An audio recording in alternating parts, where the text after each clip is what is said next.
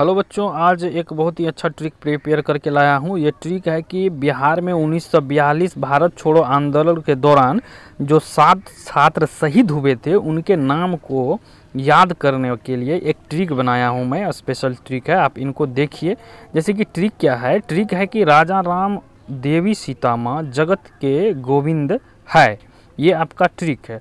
अब सिर्फ ये ट्रिक आपको याद रखना है और इन्हीं ट्रिक से आपको वो 7 का 7 नाम निकल के आ जाएगा।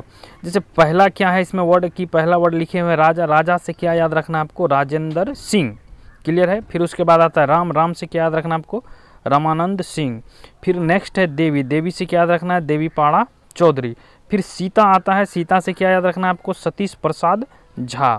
फिर उसके बाद देखिए लिखा हुआ माँ। माँ से आपको क्या याद रखना है? उमाकांत प्रसाद सिन्हा। देखिए उमाकांत में माँ आता है तो उमाकांत प्रसाद सिन्हा याद रखना है। फिर उसके बाद है जगत। जगत से क्या याद रखेंगे आप?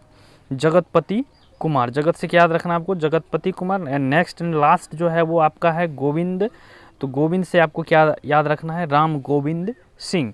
तो ये वो सभी 7 के 7 छात्र थे जो 1942 11 अगस्त 1942 को पटना सचिवालय के पास तिरंगा झंडा फहराने के क्रम में इन पे गोली चला दी गई थी। इनका मृत्यु हो गया था। तो इनसे अक्सर क्वेश्चन पूछा जाता है। आपको बिहार रिलेटेड एग्जाम में खास करके क्वेश्चन पूछा ही जाता है। जैसे कभी बिहार दरोगा हो गया या बिहार एसएससी दिया हुआ है, तो इस तरह से ये ज़्यादा स्पेशल हो जाता है। इसलिए आप इन ट्रिक को याद ही कर ले, इन नाम को लिख के याद ही कर ले। अक्सर इससे क्वेश्चन पूछा जाता है, ठीक है।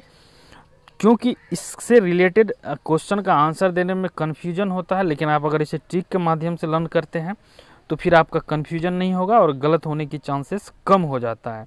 तो आप इसे याद रखें और लिख के